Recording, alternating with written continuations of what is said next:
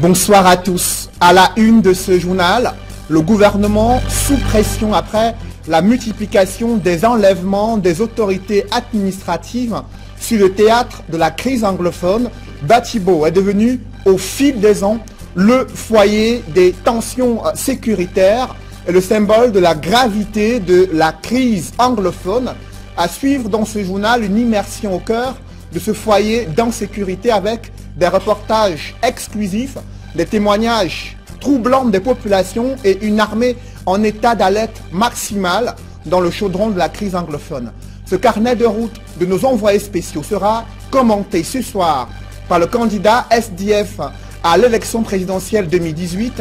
Joshua Ossié, l'invité politique du 20h. Son investiture a suscité des secousses sismiques jusqu'à Yaoundé et vous suivrez dans ce journal. Il suscite espoir et critique à 8 mois de l'élection présidentielle.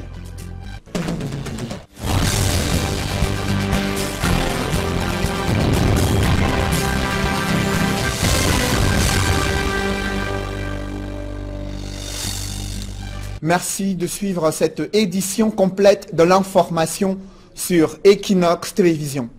Dans le chaudron de la crise anglophone, Batibo est désormais le principal foyer d'insécurité où se multiplient les enlèvements des autorités administratives. Après le sous-préfet, c'est le délégué régional des affaires sociales qui a été kidnappé et ces événements surviennent en l'espace de 2 semaines. Nos envoyés spéciaux, Eric Martial Ndiomo, Innocent Abega et Mimi Mefo, ont enquêté sur les traces de ces personnalités qui ont été enlevées sur le théâtre de la crise anglophone. Reportage. Nous nous trouvons en ce moment sur la véranda du domicile du sous-préfet enlevé de Batibo, le domicile qu'occupait Namata Marcel Diteng avant son enlèvement le 11 février dernier. Un domicile qui est donc scellé, fermé, un domicile de fonction quelque peu modeste. En tout cas, c'est le domicile de monsieur le sous-préfet. On constate aussi que le sous-préfet intérimaire affecté ici n'a pas occupé ce domicile qui reste sous le contrôle des forces de défense et de sécurité depuis l'enlèvement de monsieur le sous-préfet le 11 février dernier. À l'intérieur, on peut constater que tout pratiquement s'y retrouve. D'ici, on peut apercevoir les canapés, on peut apercevoir les rideaux qui avaient été installés par monsieur le sous-préfet, et un tour du propriétaire peut aussi permettre de constater qu'il n'y a pas grand-chose qui aura véritablement bougé depuis cet enlèvement de monsieur le sous-préfet. En tout cas, les forces de sécurité continuent à entretenir donc ce domicile depuis ce malheureux événement du 11 février dernier. On note aussi que c'est un lieu qui n'est pas forcément accessible au public depuis la survenance de ces événements ou de cet événement du 11 février dernier. Un lieu fortement gardé par les forces de sécurité et de défense. On peut aussi constater que malheureusement c'est une maison qui, en tout cas au niveau de ses ouvertures, au niveau de ses fenêtres, avait été fortement rafistolée. Le sous-préfet et sa famille qui vivaient donc dans cette maison enlevée depuis et malheureusement introuvable depuis la survenance de ces événements. On a encore vu ce dimanche la descente de monsieur le préfet du département de la Momo qui est venu relancer ses troupes, renforcer ses troupes et surtout remotiver ses troupes afin que monsieur le sous-préfet Namata Marcel Diteng soit retrouvé. Nous nous trouvons ici à la façade arrière de ce domicile de monsieur le sous-préfet qui l'occupait avec sa famille jusqu'à cet enlèvement. On précise aussi que sa famille a quitté les lieux quelques jours après cet enlèvement sous forte escorte des forces de sécurité avec la cuisine qui était forcément un lieu qu'occupait la dame de monsieur Namata, l'arrière-cour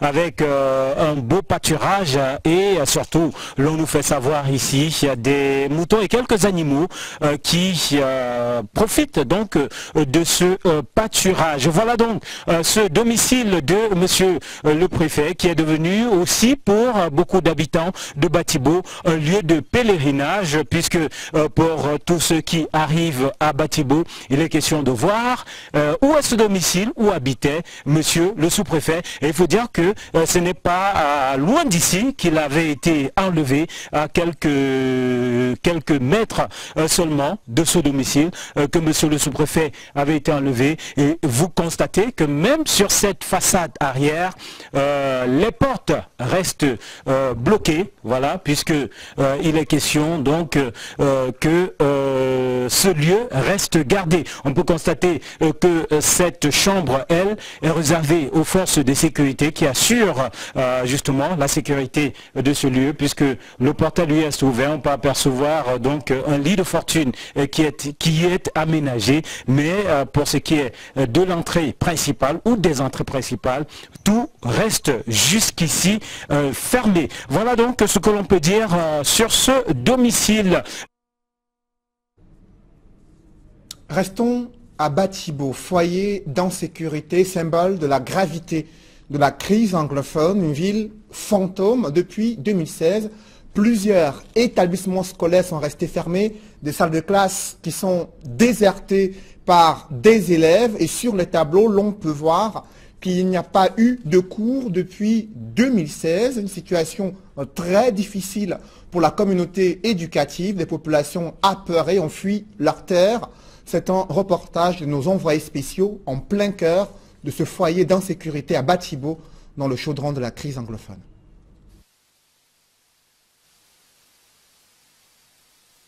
Voici à quoi ressemble l'essentiel des établissements scolaires de l'arrondissement de Batibo, département de la Momo, dans la région du Nord-Ouest. Bâtiments abandonnés, herbes sauvages régnant en maîtresse absolue. Nous sommes ici, au lycée technique de Batibo. Dans certaines salles, les derniers cours ont eu lieu en 2016. Sur les bancs, l'épaisseur de la poussière s'évalue à certains endroits en centimètres. Quelques salles sont fermées depuis des lustres à l'aide de ces cadenas. Parmi elles, certaines avec des machines qui servaient à l'application pratique. Ces machines, en raison de l'usure du temps et de l'abandon, se détériorent au fur et à mesure. Sur les vérandas, animaux et insectes ont élu domicile grâce à la quiétude régnant dans les lieux. Dans cette partie du pays, le système éducatif paye un lourd tribut suite à cette crise anglophone complètement paralysé qu'il est. Ces localités où des assaillants affrontent l'armée régulièrement, vous allez le découvrir dans le reportage qui va suivre, une station de pesage criblée de balles, des personnels qui doivent affronter la peur au quotidien malgré le renforcement de la sécurité avec un déploiement important des forces de sécurité. La situation sécuritaire ne s'est pas vraiment améliorée. Reportage avec nos envoyés spéciaux, Eric Massiandjomo et Innocent Abega.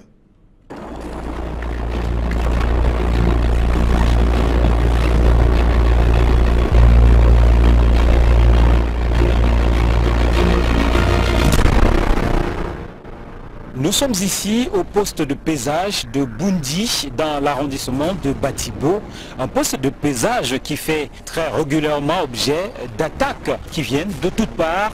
De ce côté, l'on peut constater donc ces impacts de balles sur le mur, impacts de balles que l'on retrouve pratiquement sur chacun des côtés des murs de ce poste de pesage. On peut aussi constater en regardant le parking que on retrouve des traces de véhicules brûlés. Il y a des véhicules qui ont tout aussi fait l'objet de vandalisme de la part de ces sécessionnistes. Et selon les témoignages des personnes ici au pesage de Bundi, les attaques sont perpétrés de façon constante. Un pesage qui, faut-il le rappeler, est situé tout juste en bordure de route et la proximité avec la route selon donc les employés et le personnel militaire en station ici expose énormément ce poste de pesage à ces attaques récurrentes de la part de ces rebelles. Et donc pour ce personnel militaire, l'on est tout simplement sur le qui-vive, un qui-vive qui impose donc un checking permanent, un qui-vive qui impose tout aussi une vigilance des plus accrues pour éviter toute surprise. Je vous annonçais dans ce journal le candidat SDF à l'élection présidentielle, le député Joshua aussi, invité politique du 20h, qui va commenter ce carnet de route de nos envoyés spéciaux, mais avant la réaction des populations, prise entre deux feux, celui des assaillants et celui des forces de sécurité rencontrées à Batibo. Elles expriment le désarroi face à cette escalade de la violence meurtrière sur le théâtre de la crise anglophone. Reportage avec nos envoyés spéciaux Innocent Abega et Eric Martial Djomo.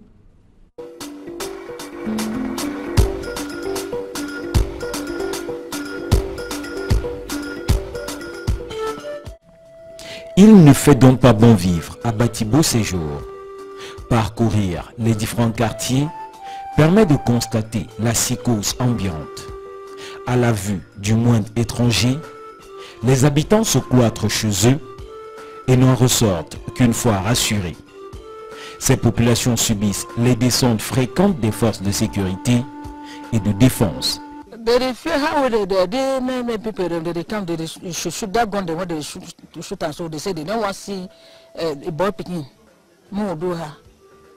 Cette dame explique à quel point c'est traumatisant. Entre villages morts, absence de cours dans les établissements scolaires, problèmes financiers et pression des hommes en tenue, c'est véritablement infernal selon elle. Des populations généralement partagées entre deux feux, celui des forces de défense et celui des sécessionnistes. Elle s'habitue aux coups de feu constants. Entre s'ouvrir aux forces de sécurité, livrer des informations clés sur les sécessionnistes et se taire pour ne pas s'attirer la foudre de ces derniers, le choix est vite fait. Motus et bouche cousue. En date du 13 février 2018, un groupe bien armé, non identifié, sont passés au centre de santé, demandant aux patients qui veulent voir le chef de centre qui est ici. Les patients ont fait comprendre que le chef de centre n'était pas là. Mais ce gars-là m'a traversé la route sans savoir que c'était le chef de centre. Ils ont dit aux patients qu'ils veulent m'enlever. Et subitement, ils ont enlevé les armes. C'était une arme de 6 coups. Ils ont tiré partout à l'hôpital, tiré sur les nacos, le plafond, la toiture, le bureau, mon bureau personnel, la maternité et la salle d'accouchement. Donc présentement, le centre est fermé, ils ont tout saccagé. L'administration, exaspérée par cette situation, accuse ces populations de complicité, car, dit-on, à ce niveau-là, elles savent qui sont les auteurs d'enlèvement ou de vandalisme, mais croient faire le bon choix pour leur sécurité en se taisant. Et en partant, ils ont laissé un message à un papa en route que si le chef de centre rentre, dites-lui qu'il reviendra encore les visiter.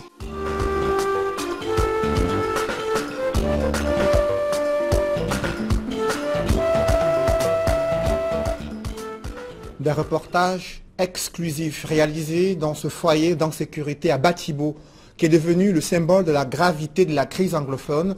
Sur ce plateau, avec nous, le député Joshua aussi. Honorable, bonsoir. Bonsoir. Vous êtes candidat SDF à l'élection présidentielle. Vous avez suivi ces témoignages des populations prises entre deux feux, celui des assaillants qui viennent de nulle part et les forces de sécurité qui doivent préserver l'intégrité du territoire. Comment vous réagissez? Écoutez, c'est une situation en même temps alarmante et triste parce qu'elle n'était pas nécessaire. Le gouvernement avait d'autres moyens que celle de déclarer la guerre contre ses propres citoyens. Malheureusement, les populations civiles se retrouvent entre le feu de deux partis en conflit. Ces partis en conflit ont des positions extrémistes et font souffrir atrocement ces populations-là. Dans le sud-ouest, la situation est même plus grave qu'à Batibo. Je sais que vous parlez de Batibo parce qu'il y a deux éléments de l'autorité administrative. Le sous-préfet de Batibo et le délégué régional des affaires sociales pour le nord-ouest. Qui sont pris en otage. J'espère qu'ils sont bien traités et j'espère qu'ils vont revenir sains et saufs. Et j'espère que le gouvernement va faire autant d'efforts pour ces membres de l'administration qui l'ont fait pour les étrangers qui étaient kidnappés par Boko Haram. Et j'aimerais juste ici vous rappeler, M. Doufele, que le gouvernement camerounais a pu négocier avec Boko Haram, qui est un groupe extrémiste religieux.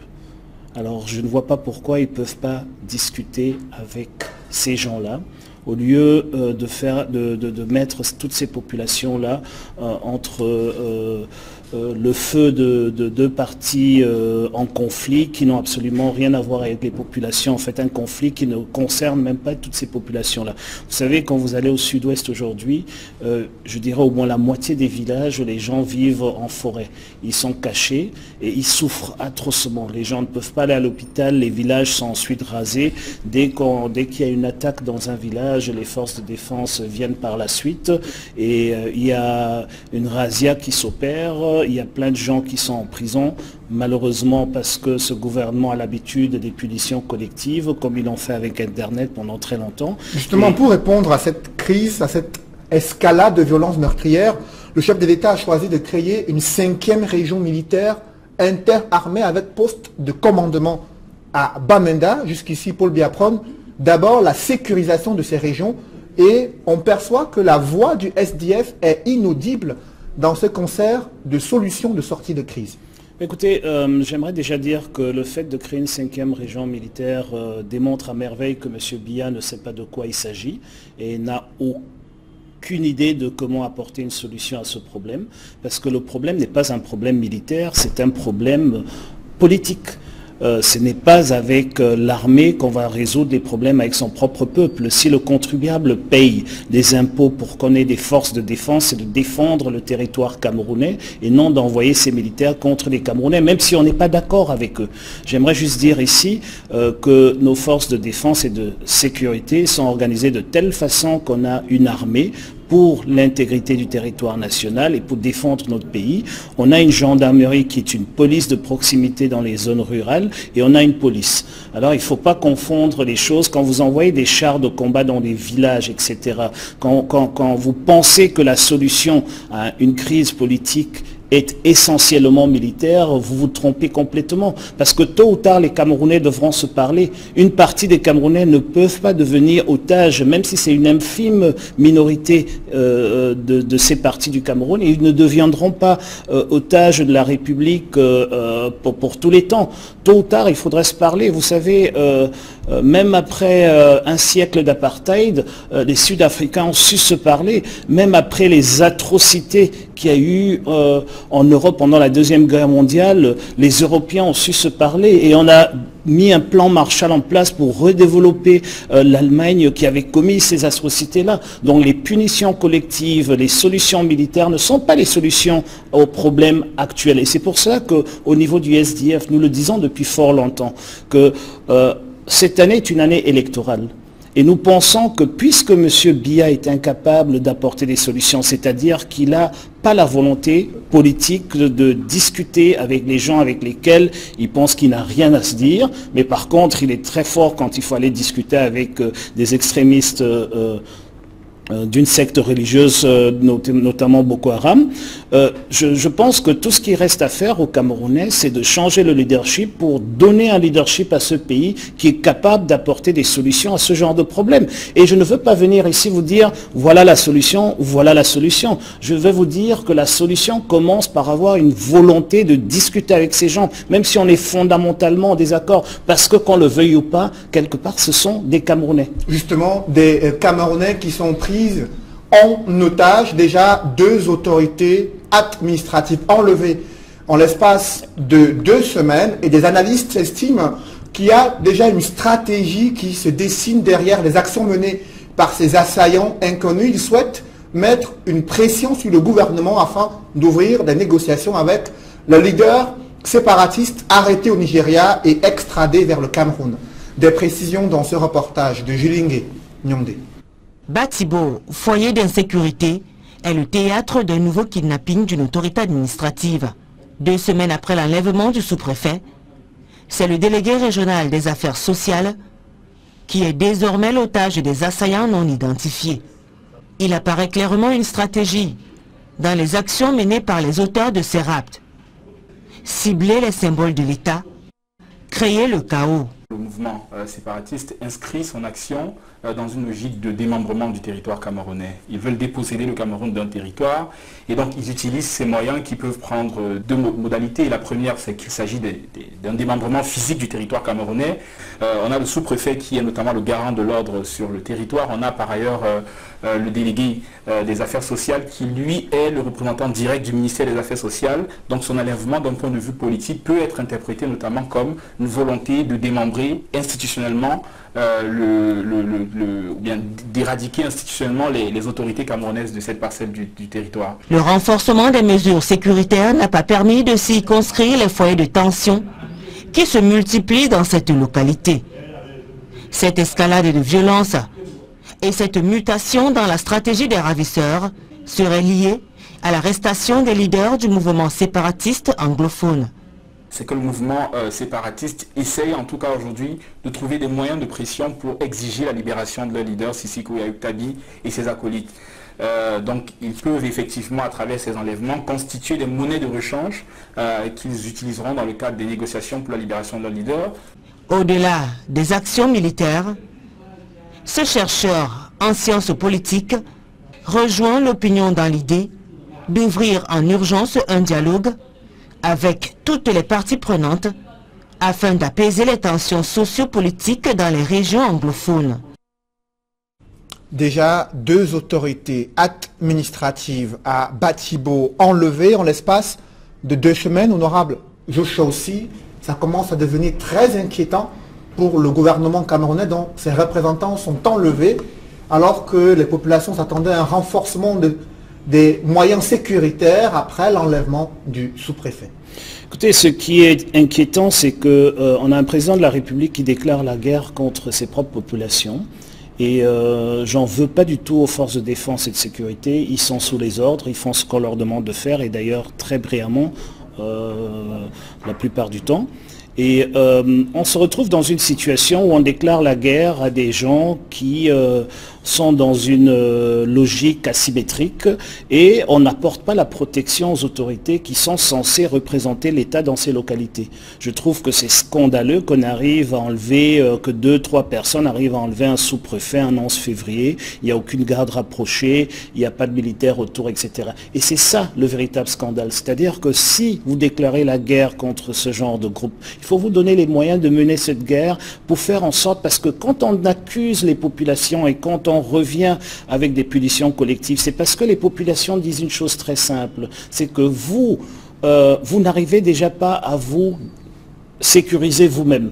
Alors comment pouvez-vous nous garantir notre sécurité dans cette situation-là? Et donc voilà le fond du problème. Le problème, c'est que on ne se donne pas assez de moyens pour arriver jusqu'au bout des logiques qu'on engage. Et c'est pour cela que nous disons et nous sommes convaincus que ce n'est pas la bonne logique, qu'on ne peut pas prospérer avec cette logique-là et croire qu'on peut ramener la paix. Parce que la situation ne fait que s'empirer. Dans ce contexte d'insécurité dans les régions anglophones, à l'extrême nord du Cameroun et à l'est, est-ce que vous pensez qu'il faudrait aller aux élections dans un tel contexte? Écoutez, c'est que le gouvernement camerounais a la responsabilité du maintien de l'ordre et de la paix. et donc ils ont l'obligation de ramener la paix dans ces zones-là. Ils devraient se rendre compte qu'au bout de 2 ans, les écoles n'ont pas réouvertes, qu'au bout de 2 ans, les villes mortes sont toujours présentes, qu'au bout de 2 ans, l'insécurité ne fait que grandir. Au bout de 2 ans, aujourd'hui, il y a beaucoup de points, beaucoup de responsables administratifs qui désertent là, c'est-à-dire que l'État est quasiment absent dans la plupart des coins un peu reculés du nord-ouest et du sud-ouest. Donc on devrait pouvoir faire un constat et de dire qu'au fait, l'approche armée n'était pas la bonne, c'était une stupidité. Allons-y, essayons de parler avec ces gens, écoutons-le, qu'est-ce qu'ils veulent, et puis voilà, le dialogue ne veut pas dire qu'on concède. Loin de là. Est-ce qu'il faut un dialogue avant les élections ou vous estimez qu'on peut aller aux élections dans ce contexte? Écoutez, aujourd'hui, je pense que la situation est telle qu'il faut... C'est pas les élections le plus important. Vous savez, Monsieur Noufélé, il y a la moitié du sud-ouest aujourd'hui qui vit dans une situation de quasi-famine parce que les gens n'arrivent pas à aller au champ. Vous savez, aujourd'hui, dans une grande partie du sud-ouest et du nord-ouest, quand vous êtes un homme âgé de 15, 16 à 40 ans, vous devez vous cacher parce que dès qu'on vous voit errant, on suppose que vous avez quelque chose à cacher. Malheureusement, il n'y a pas de travail. Donc les Camerounais sont en majorité errants parce que le gouvernement n'a pas pu procurer du travail aux gens. Et généralement aussi, il faut le reconnaître, quand des gens vont de la ville vers le village, c'est qu'ils ont eu des problèmes en ville. Et puis voilà, au village, ils ne viennent pas nécessairement pour ouvrir une entreprise, etc. Donc ces gens sont en danger aujourd'hui. Je connais plein de personnes qui sont cachées en forêt, qui n'arrivent pas à aller vers les champs, qui n'arrivent même pas à trouver de l'eau potable, etc. Et donc, on est dans une situation de crise humanitaire. En plus de ça, vous avez presque 45 000 réfugiés camerounais dans des camps de misère de l'autre côté de la frontière. Et depuis que le SDF et son président national ont proposé d'apporter une aide humanitaire à tous ces Camerounais qui souffrent atrocement de l'autre côté de la frontière, on nous bloque le chemin pour y aller. Qui bloque le chemin au SDF pour se rendre? Écoutez, jusqu'à présent, on ne réussit pas à organiser le convoi qui devrait amener tout ce qui a été cotisé par les sympathisants et les militants et les hommes de bonne volonté, les hommes et les femmes de bonne volonté qu'on a. On a à peu près 2-3 camions de biens et on n'arrive pas à trouver un moyen pour traverser la frontière, pour aller donner ça à... Quelles sont les raisons qui sont évoquées pour justifier cette barrière? Écoutez, on n'a eu aucune raison. On sait qu'on ne reçoit pas de réponse du Haut-Commissariat du Nigeria, on ne reçoit pas de réponse des autorités camerounaises et on essaye d'étouffer l'affaire parce qu'on ne veut pas qu'il y ait une image publique de la souffrance de tous ces Camerounais de l'autre côté. Mais ce qui est important, ce n'est pas l'aide alimentaire qu'on apporte. Ce qui est important, c'est de comprendre que 43 000 Camerounais sont en train de dormir sous des bâches, en train de dormir sous des arbres, sous la pluie, dans la poussière au Nigeria, sont maltraités pour certains, sont arrivés là-bas les mains vides, donc n'ont rien à manger, certains sont exploités, etc. Et ce sont des Camerounais. Il y a dans tous ces gens-là, probablement, très probablement, même peut-être un des prochains présidents camerounais, un des prochains Samuel Eto'o camerounais. Donc il faut trouver une solution, il faut arrêter de croire qu'on est dans une situation où il y a les Camerounais et eux. Si nous sommes tous Camerounais, ayons le courage de se regarder en face et de discuter. Justement, vous avez eu le courage de vous engager dans la course à la présidentielle 2018, candidat investi par le SDF. Comment la classe politique réagit à ces secousses sismiques envoyées par le SDF qui ont tremblé et qui ont fait trembler Yaoundé?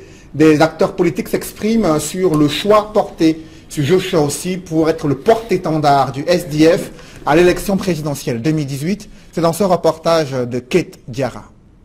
L'investiture de Joshua aussi, le week-end dernier comme candidat pour le Social Democratic Front à la présidentielle 2018. A créé une vague d'intérêt au sein des autres partis politiques camerounais.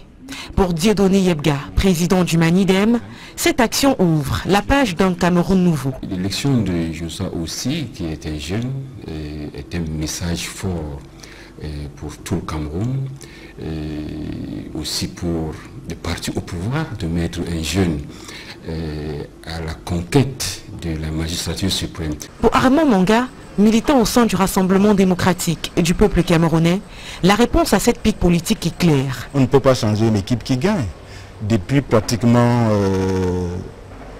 35 ans, le président Biya ne nous a pas déçus au niveau du parti. Donc il est tout à fait normal que nous réinvestissions notre confiance en la personne de Paul Biya, parce que ce que nous lui demandons de faire, il le fait bien, pourquoi le changer? Mais au-delà des conflits idéologiques, il reconnaît que Joshua aussi a le profil de l'emploi au vu de son parcours politique. N'oublions pas qu'il est député à l'Assemblée nationale, n'oublions pas qu'il est vice-président de son parti, et n'oublions pas que c'est l'un des jeunes qui essaie de mouiller le maillot. C'est tout à fait normal que Joshua aussi se retrouve aujourd'hui investi par son parti. Poussons l'analyse plus loin, il voit en ce changement le désir que le Social Democratic Front a de rompre avec une stratégie qui jusqu'ici n'a pas été payante. Donc je pense qu'aujourd'hui, il est tout à fait normal qu'un parti qui a subi au niveau de la présidentielle plus de 5 échecs, soit obligé de changer de personnel. Quand ça ne va pas, on essaie toujours d'apporter du sang neuf, et je crois que le RDF l'a finalement compris. Surfant sur une vague quasi similaire, Dieudonné Yebga trouve que Joshua aussi porte en lui toutes les qualités d'un bon candidat, mais des qualités qui pourraient être noyées par l'idéologie et l'arrogance de son propre parti politique. Si Joshua aussi était dans un autre parti avec ce qu'on sait de lui, nous pensions qu'il pouvait faire l'affaire, mais le fait qu'il soit le candidat du SDF, avec la politique du SDF qui voudrait que tout le monde s'aligne derrière eux, moi c'est ça qui m'inquiète un tout petit peu. En plus de ces deux figures politiques, on a également eu la réaction de Serge Espoir Matomba, qui sur sa page officielle salue la clairvoyance du chairman, qui a compris selon lui la nécessité de passer le témoin. Il y a surtout eu Cabral Libi qui à son tour parle d'un chairman clairvoyant qui a symboliquement sonné le glas de la perpétuité.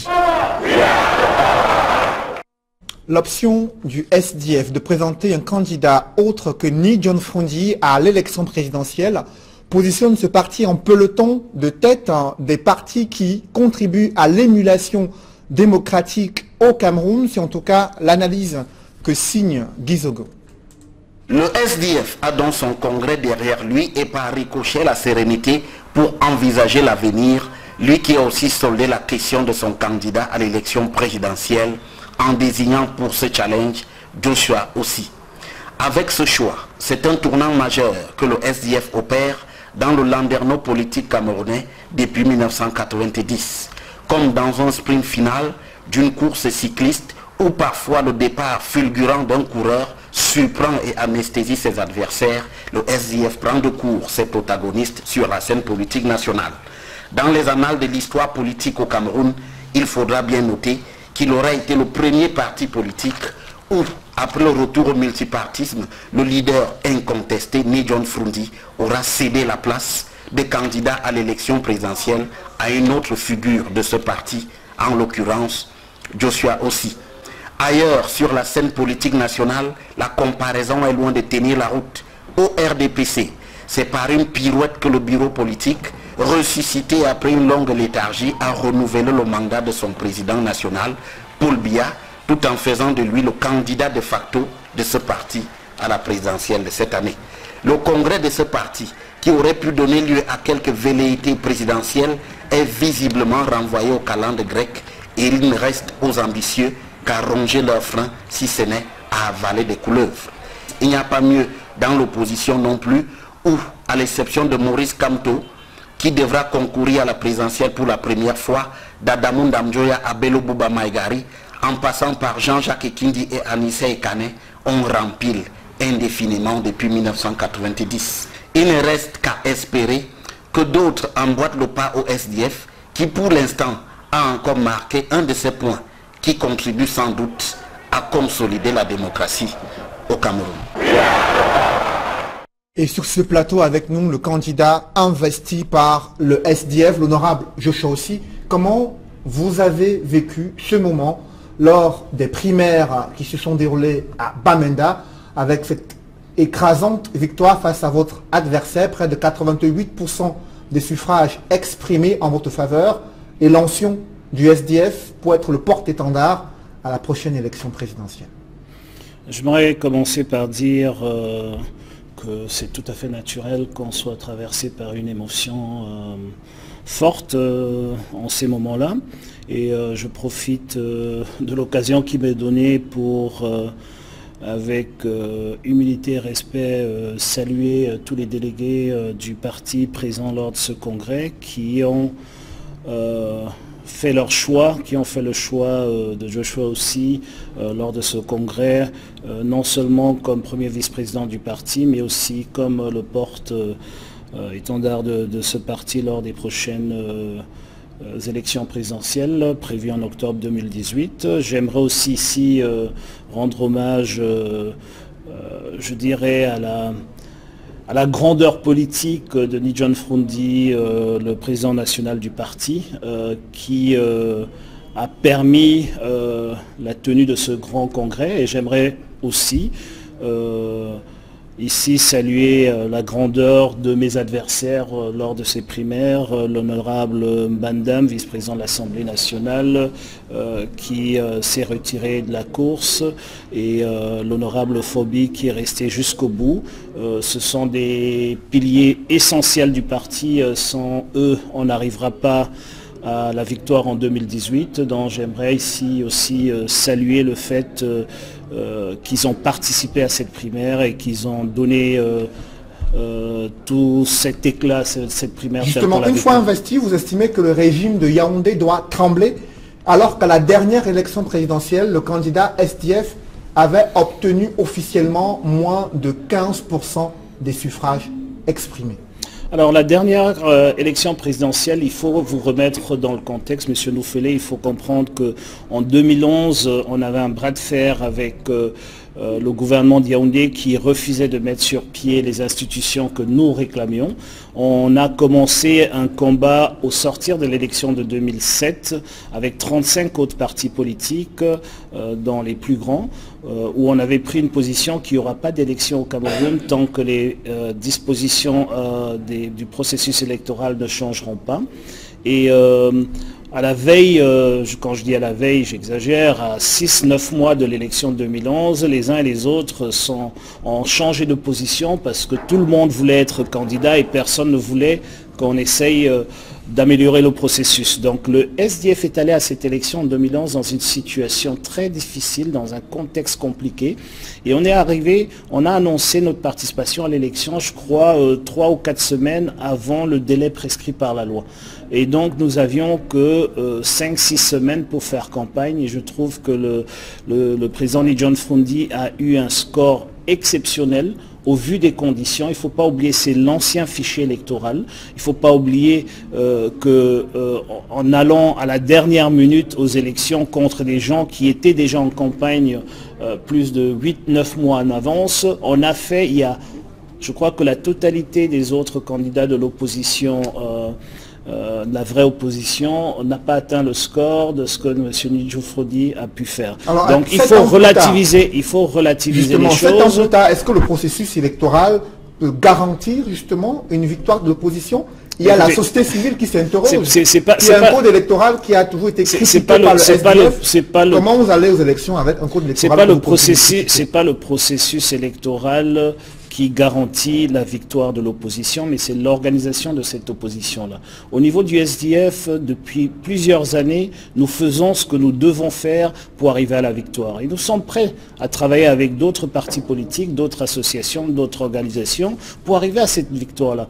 Mais il ne faut pas croire qu'on aura un code électoral parfait pour y arriver. Je dois juste dire ici que le code électoral est en progression par rapport à ce qu'on avait en 2011, où c'était un registre électoral où les gens remplissaient les noms dans les cahiers, étaient retranscrits par les préfets et tout ça sur des listes qui étaient publiées. En clair, les conditions sont réunies pour que l'opposition puisse gagner les conditions ne sont pas réunies pour que l'opposition puisse gagner. C'est pas ce que je suis en train de dire. Je suis en train de dire que les conditions sont acceptables, et avec ces conditions-là, si l'opposition se focalise sur ce qu'elle doit faire, si elle s'organise correctement, elle peut gagner. Ce n'est pas le code électoral qui fait gagner l'opposition, mais c'est la pertinence de cette opposition-là, c'est son organisation et son dynamisme sur le terrain. Justement, qui arrive à porter... Vous parlez de l'organisation de l'opposition, mais le journal Repère ce matin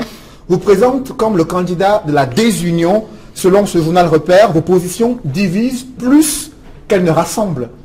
Que pensez-vous de ces critiques?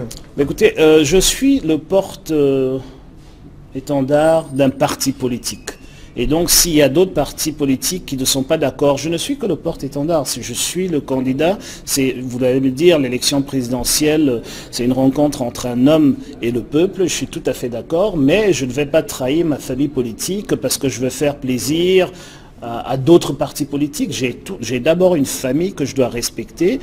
Nous avons un manifeste, nous avons un programme économique et social, nous avons un comité exécutif national qui se réunit constamment pour émettre des positions politiques et ce sont ces positions-là qui sont prises par le candidat et qui sont mis dans le contexte actuel, c'est-à-dire de la campagne. Le candidat peut mettre un peu sa touche à lui dans toutes ces propositions-là, mais il y a une certaine discipline du parti qu'il faut respecter. En clair, vous ignorez les critiques qui sont formulées à votre encontre? Mais écoutez, je pense que cette critique-là, que je sois le candidat de la désunion, je ne pense pas qu'il y avait un candidat qui a fait campagne. Des 3 candidats qui ont fait les primaires, qui ont battu campagne au SDF, il n'y a aucun candidat qui avait dans son programme ou dans sa proposition d'unifier l'opposition.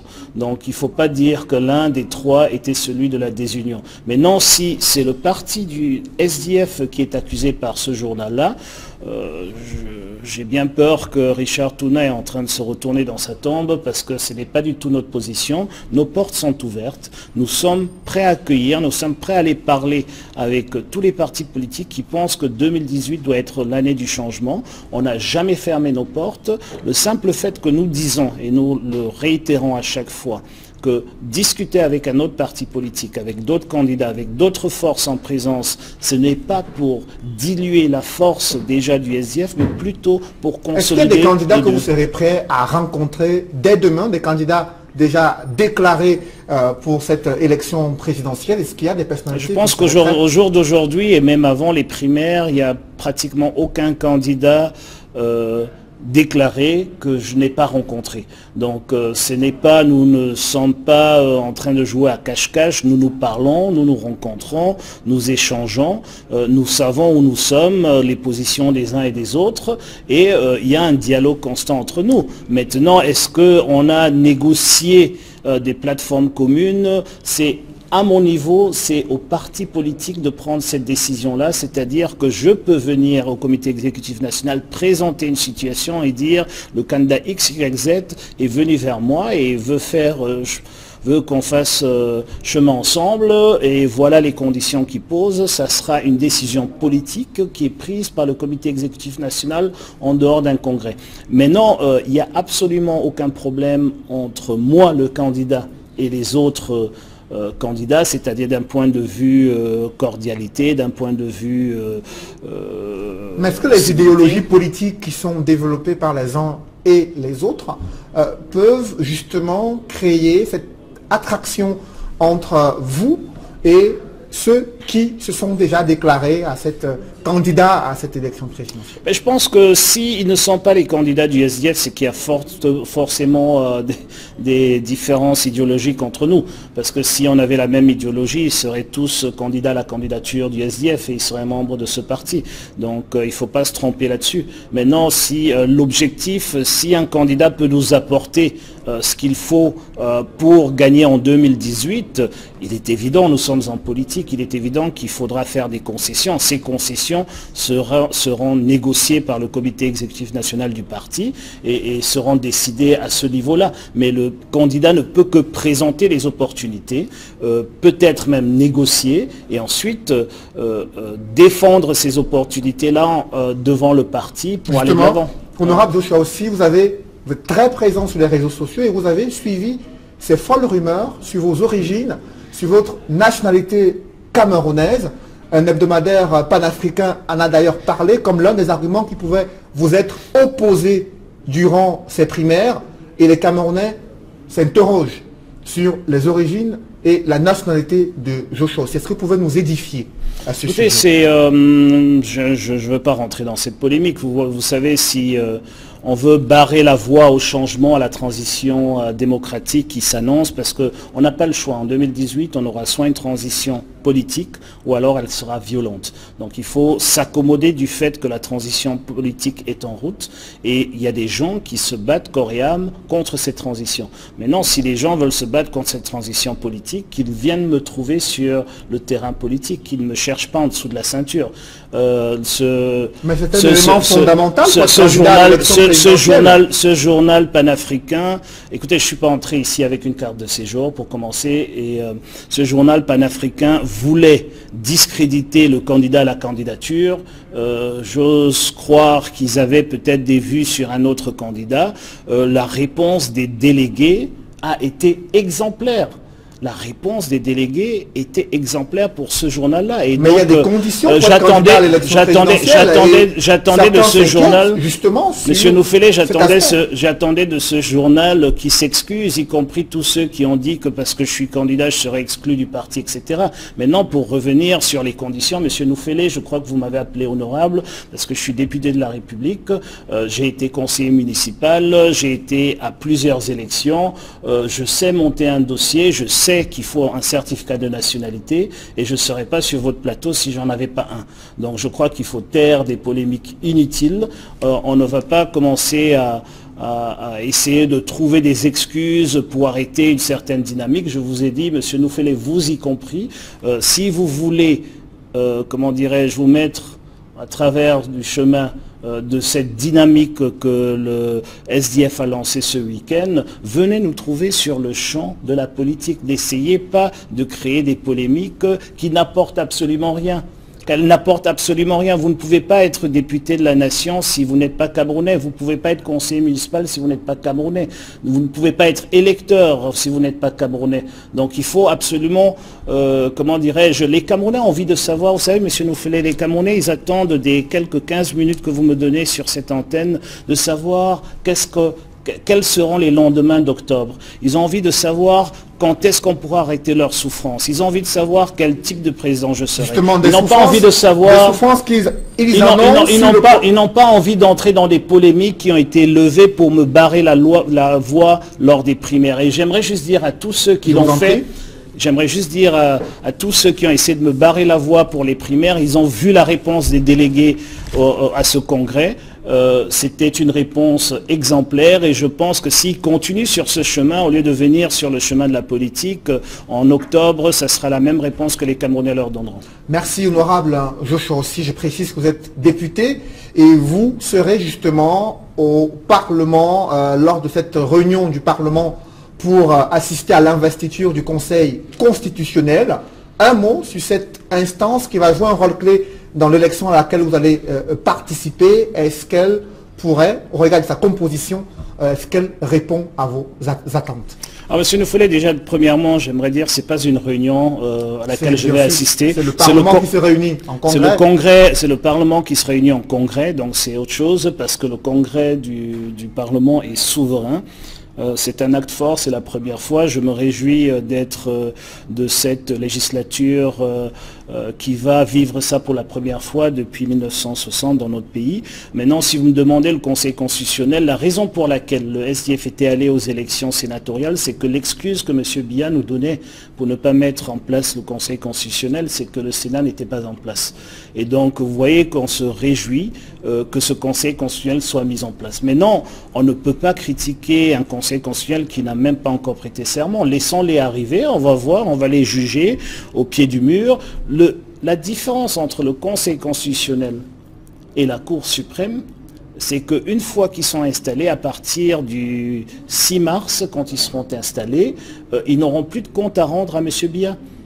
Et c'est ce qui est extraordinaire avec cette institution-là. Et je ne pense pas que même quelqu'un qui manque de personnalité, pour le dire ainsi, ne prendra pas l'opportunité que lui offre la Constitution d'être au-dessus du président de la République. Ces 11 sages sont au-dessus du président de la République, il faut le comprendre. Et donc, on va voir comment il va agir au fur et à mesure. C'est clair que peut-être au début, il y aura des balbutiements, il y aura des incompréhensions, mais au fur et à mesure du temps, ce Conseil constitutionnel, ce n'est pas pour l'élection de 2018 uniquement. C'est pour la postérité, c'est pour les 100 années à venir qu'on a mis cette institution en place. On peut peut-être avoir un mauvais casting avec la première équipe, mais au moins on a déjà l'institution et ensuite on peut améliorer ce casting et c'est pour nos enfants qu'on le fait. Merci, honorable député Joshua Ossi, candidat SDF à l'élection présidentielle. Mesdames, messieurs des publics, reportage avant la fin de ce journal. Les étudiants de l'école des sciences de gestion de l'Université du Québec à Montréal, délocalisés à l'Institut supérieur de management et de l'entrepreneuriat de Douala, viennent de recevoir le parchemin après 2 années de formation. Des précisions dans ce reportage. Ils sont au total 14 étudiants diplômés du programme exécutif MBA de l'UQAM, délocalisés à l'Institut supérieur de management et de l'entrepreneuriat de Douala. Ces lauréats de la 2e cohorte, dont les efforts sont ici récompensés, sont loin d'oublier les souvenirs de ces 2 années de dur labeur au sein de cet institut. Et donc ce dimanche-là, ma dernière, princesse, elle m'a regardé et m'a posé la même question. Où est-ce que tu vas, papa? Je vais à l'école. En fait, celle qui respecte son père et qui se dit c'est un demi-dieu, apprend que son père va aussi à l'école. Je vais être surpris plus tard quand je vais lui parler sur un ton pas très doux et elle va me dire je vais te trahir chez ta maîtresse.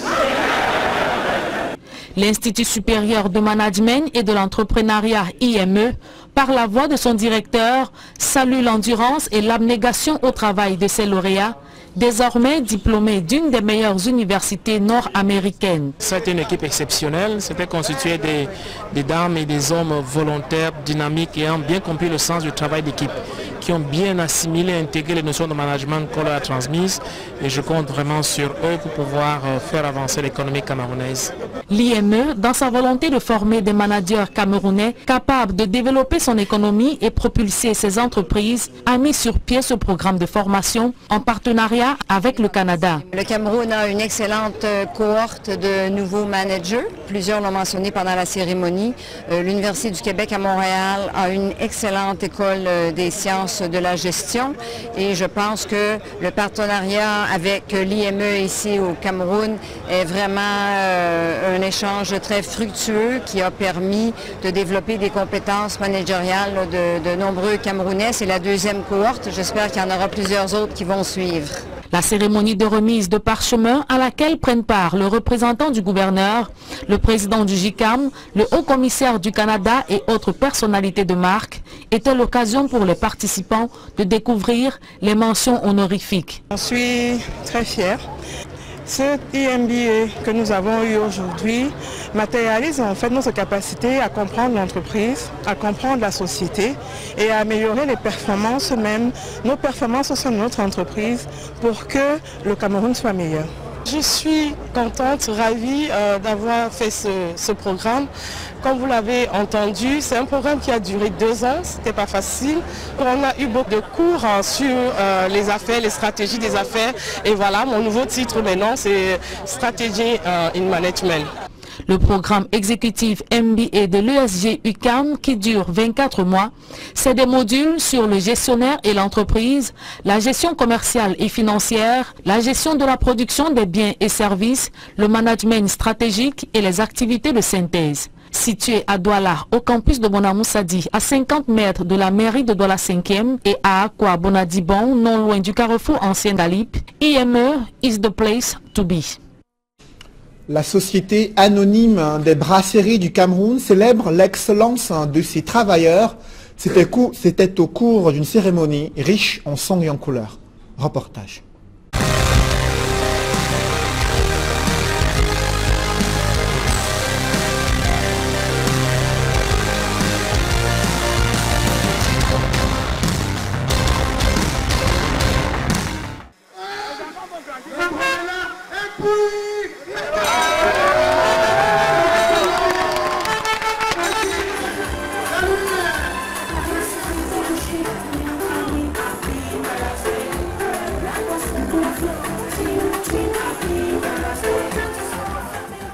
Le groupe Société Anonyme des Brasseries du Cameroun a récemment célébré sa traditionnelle fête du personnel tout en musique avec des artistes de renom invités.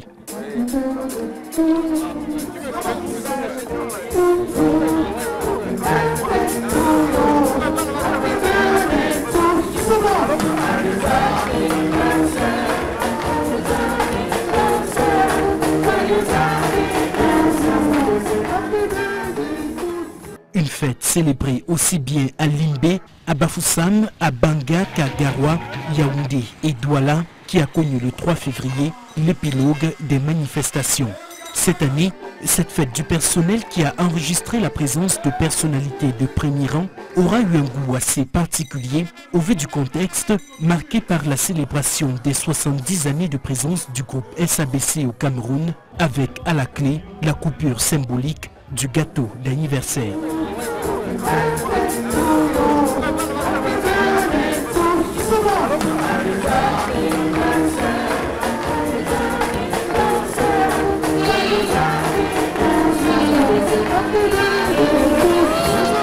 70 années de vie, 70 années de défis, mais aussi 70 années de succès matérialisés par une position incontestée de leader sur le secteur brassicole camerounais. Un succès porté depuis l'origine par des valeurs fortes de qualité, de sécurité, de performance et d'excellence qui représentent l'essence même du groupe SABC. Je suis bien conscient cependant que si nous avons remporté des victoires importantes, nous n'avons pas encore gagné la guerre, mes chers amis. Car il nous faut remporter des batailles cruciales et symboliques, notamment sur l'eau et la bière, sans pour autant brader nos prix, nos produits et leurs images. C'est un engagement en 2018 que je prends fermement devant vous, car après avoir posé les fondamentaux de notre activité et de notre organisation en 2017, j'ai fait de notre reconquête commerciale et du maintien de notre leadership une priorité absolue en 2018, en rappelant que je ne suis que l'entraîneur et que c'est vous qui gagnez les matchs sur le terrain. De manière générale, à travers la célébration de cet anniversaire, le groupe SABC réitère à ses consommateurs que depuis 70 ans, chacun de ses produits est un engagement au développement du Cameroun. Aussi, le groupe SABC entend faire de 2018 non seulement une année anniversaire, mais aussi une année décisive au cours de laquelle le groupe va entamer une nouvelle dynamique de reconquête. Nous avons célébré nos 70 ans, une extrême longévité. Nous avons eu droit également à beaucoup de talent en termes de chansons. Et je crois qu'aujourd'hui c'est le partage, c'est la fête. Et nous nous projetons avec le lancement de l'intranet, la digitalisation, la simplification dans le 21e siècle. Et je souhaite à tout le monde de s'épanouir au sein du groupe SABC et d'avoir une très belle carrière. Bonne année à tous.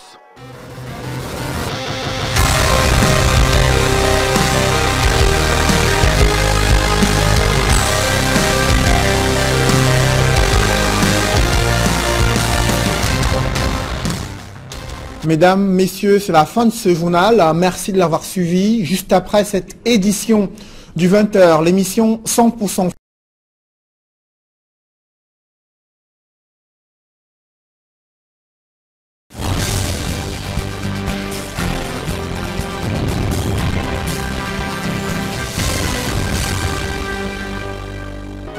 Mesdames et messieurs, bonsoir.